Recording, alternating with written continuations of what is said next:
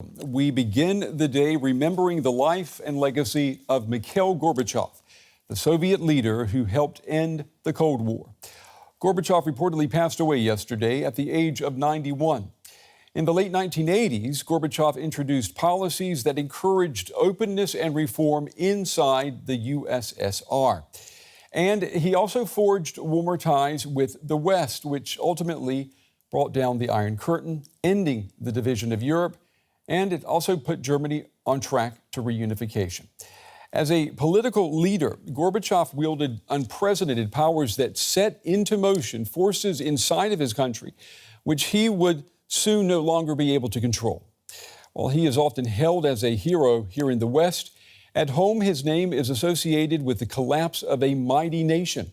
His legacy is, at best, a complicated one. We have this report.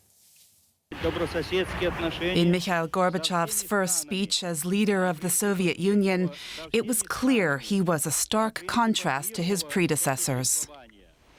The right to live in peace and freedom is the most important basic right of each individual. Gorbachev wanted to change the Soviet Union, to bring it closer to the people.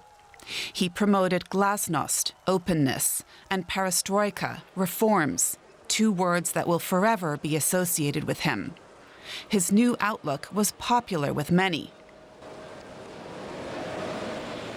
His policies also applied to the military, despite the resistance of Soviet generals.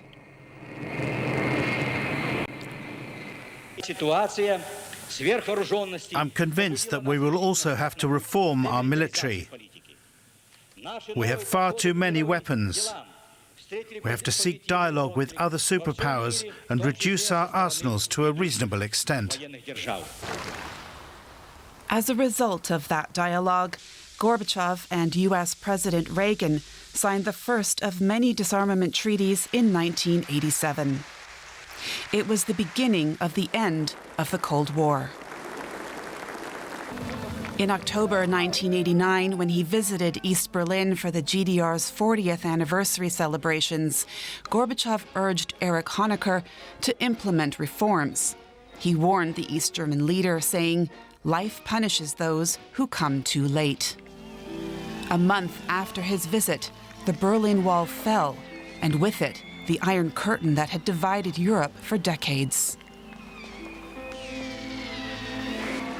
It was Gorbachev's reformist policies that helped unleash a peaceful revolution across Eastern Europe.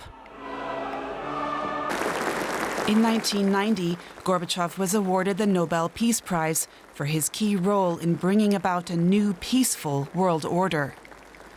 Internationally, he was highly regarded. But at home, he was increasingly under pressure. The economic situation was dire, the Soviet Union on the verge of falling apart. Communist hardliners staged a coup against Gorbachev in August 1991.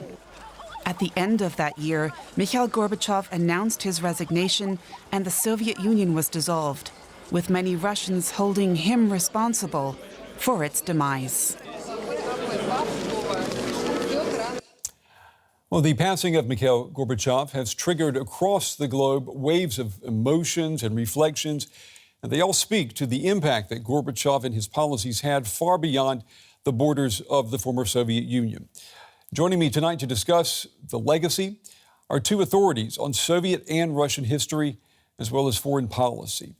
Angela Stent, she is the author of Putin's World, Russia Against the West and With the Rest. Professor Stent is a senior fellow at the Brookings Institution. She joins me tonight from Washington. And I'm also happy to welcome to the program William Taubman. He is a Pulitzer Prize-winning author. His latest book is entitled Gorbachev, His Life and Times. And Mr. Taubman is also in the U.S. Capitol tonight. To both of you, welcome to the program. I'm glad that you could take the time with us this evening to talk about the life and legacy of Mikhail Gorbachev. His death became known, public knowledge, about 24 hours ago. The West has been emoting ever since about a great statesman. Inside Russia, we've had a telegram from the Kremlin sent to the family, and that's about it. We in the West, it seems, wish that we had more Gorbachev. And in the Kremlin, you get the sense that they are wishing that they had never had any Gorbachev. Professor Stent, let me start with you. What do you say to that? Is that how the dividing lines are tonight? Well, they currently are certainly like that. In Western Europe and the United States, we see Gorbachev as a great statesman who ended the Cold War, allowed Germany to unify peacefully and really liberated millions of people inside the Soviet Union, freeing political prisoners, and then in Eastern Europe who had been part of the Soviet bloc. That's not how he's seen clearly either in the Kremlin or among many Russians who bemoan the fall of the Soviet Union. After all, Putin himself has said that the collapse of the Soviet Union was the greatest geopolitical catastrophe of the 20th century because it left millions of Russians outside of Russia, and he's right now trying to remedy it. And really, he has systematically gone about reversing many of the reforms that Gorbachev himself did. Yeah, we're going to talk about that in just a moment. Mr. Talman, let me ask you about the notion of Gorbachev inside Russia. You have written that Gorbachev was too decent to be the leader of his country. Why do you think that is?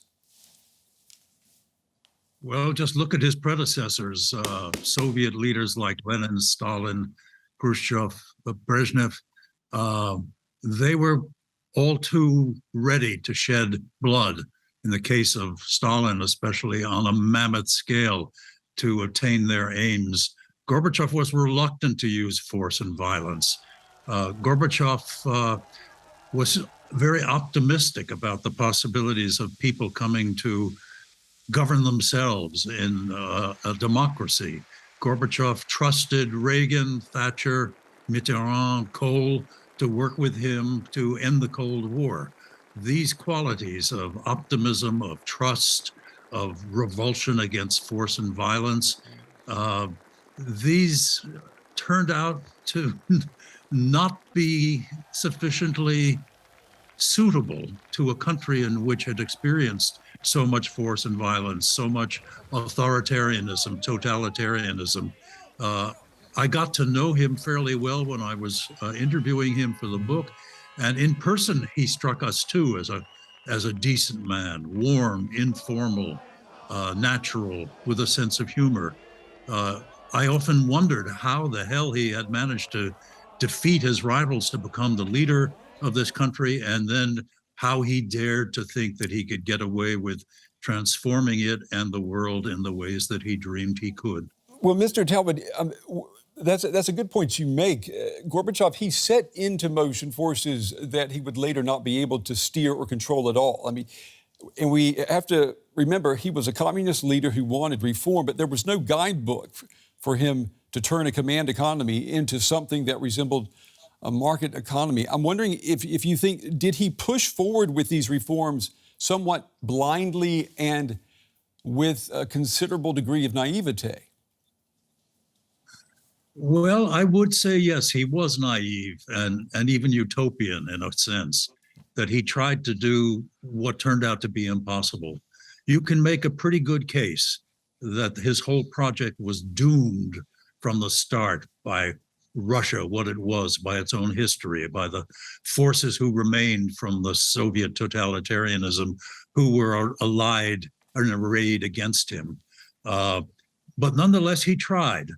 And in that sense, one has to respect him, admire him, and almost wish for more leaders in other countries who would dare to try.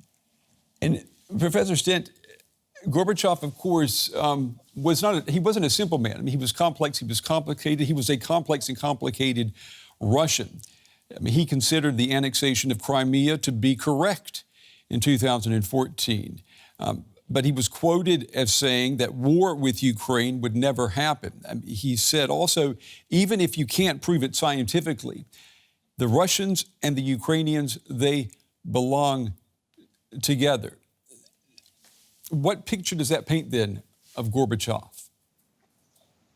Well, I think his attitudes were very much those of Soviet people and many Russians today. After all, Ukraine, was part of the Soviet Union. Ukraine and Russia have a very complicated history that goes back centuries. And so most Russians found it very hard when the Soviet Union collapsed to accept that Ukrainians were a separate nation and had the right to a separate state. So I think it's unremarkable that he said those things. But we should also remember that he unleashed a process. And I think when Gorbachev came to the United States in the early 90s and he was speaking at the Library of Congress, somebody asked him, what was your biggest mistake? And he said in an understatement, I underestimated the nationalities question. So I think like many Soviet leaders and Soviet citizens, he didn't realize how much the non-Russian nationalities actually wanted their own independence. And as soon as he opened up Glasnost and people were able to discuss these issues, their desire for freedom and independence became stronger. But he did unleash a process where the Ukrainians, while the Soviet Union still existed, were able to elect their own leader within the Soviet Union. And so again, these were processes that he unleashed that he didn't fully understand and that he didn't intend to do at the beginning. He did not intend to see the destruction of the Soviet Union, but we have to remember that he in the end did nothing to stop it. And I think that, again, he's unlike most Russian leaders, that he voluntarily stepped back, admittedly under pressure from Boris Yeltsin and the Ukrainian and Belarusian leaders, but he didn't fight to stay in power. He didn't have the army come and support him. So I think we shouldn't criticize him too much for what he said about Ukraine, because for a man of his generation, it's not surprising. Professor Stin, I want to pick up on the Putin factor here. You, along with Fiona Hill, wrote an article in Foreign Affairs recently, and the title is "The World Putin Wants." Has Putin succeeded already in dismantling everything that Gorbachev was able to achieve inside Russia in terms of greater openness and extending freedom, such as freedom of expression, freedom of the press? Well, Russia is a far more repressive place now than it was the Soviet Union was under Gorbachev, and it resembles to some extent what life was like under the Brezhnev. In the Brezhnev period, the only difference is that Russians can still, with greater difficulty, leave Russia. He really has dismantled most of it, and primarily he is hell-bent on subjugating Ukraine, on reabsorbing Ukraine into Russia, into some kind of a Slavic federation. So he is deliberately reversing, in essence, the collapse of the Soviet Union. He said that the collapse of the Soviet Union was the greatest geopolitical catastrophe, and he's determined to reverse that. Whether he can do it, I don't know, but it's certainly the direct opposite of everything that Gorbachev set in motion. And Mr. Talman, do you see then the invasion of Ukraine, is this Vladimir Putin's remedy to the disaster that occurred during Gorbachev's watch? Well, Putin obviously thinks so. I don't think so myself, because it's hard to characterize a bloodbath with all kinds of horrendous consequences as a remedy. But this is Putin's way of saying, without saying it, that Gorbachev was responsible for allowing the Soviet Union to fall apart, and that falling apart included, as Angela just said, the attempt, successful in the end by so many of those Soviet republics, to break away and become independent and sovereign and try to determine their own future. I'd like to get both of you to give me your opinions on this assessment. There are some Americans who may be tempted to call Mikhail Gorbachev the Soviet Jimmy Carter, a leader, a man who had the best intentions for his country and his people, but whose policies left voters feeling worse, not better. Mr. Talman, what do you say? Was he the Soviet Jimmy Carter at the end of the day? I'm sorry, were you asking me? Yes. Well, I'm rolling that around in my head. as I said, there was a certain naivete to Gorbachev. There was a certain utopianism. But on the other hand, Gorbachev was tough and canny, and his ability, working within the still confines of the Soviet system, to get communist hardliners to give up their power until they changed their mind and tried to get him to give up his, was really quite extraordinary. When you go back to 1985, when he took over and assumed the leadership of a Politburo that included the Brezhnev cohorts and lackeys, it's really remarkable what he was able to do.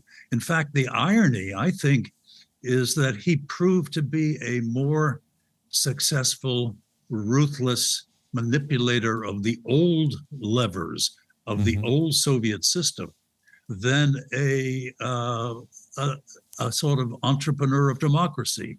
He was better at forcing out Gromyko inside the Kremlin than in mobilizing electoral forces to back his policies once he had opened up the system to free voting elections and created a genuinely functioning parliament. And Professor Stent, what's your take on this? Because after he left politics, Gorbachev, he set up this institute that was trying to help civil society in Russia. I mean, there are analogies to what we've seen with former President Jimmy Carter, but other U.S. presidents. Do you see Americans maybe being able to draw this comparison? Well, with all due respect to President Carter, I think what leader Gorbachev did was far more consequential. Because even though he made mistakes, he clearly vacillated between economic reform and then going back to the centrally planned system.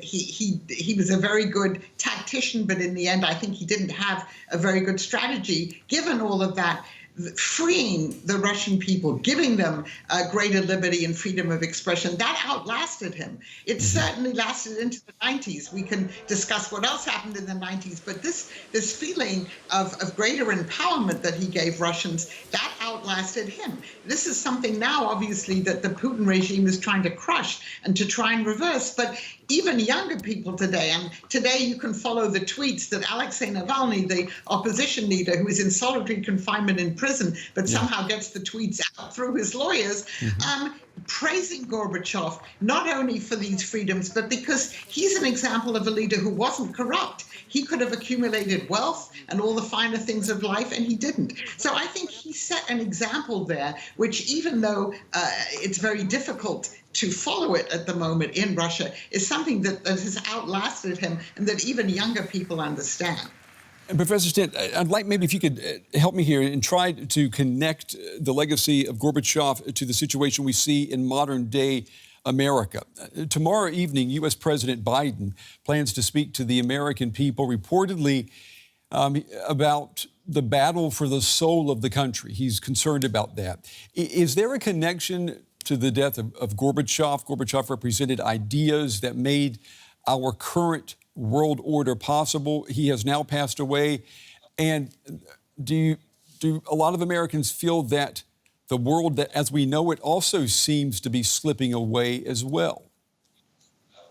Well, certainly Gorbachev promoted successfully greater democracy within the Soviet Union. And what we see today in the United States clearly is an erosion of democracy. And if not half of the country, a significant part of the country no longer believing in normal democratic norms and the rule of law. So I think it's a very serious situation. And I think it behooves us to look at other countries where these freedoms and the rule of law no longer exist and remind ourselves that if we go down that path, then in fact that will be the end of this democratic experiment in America.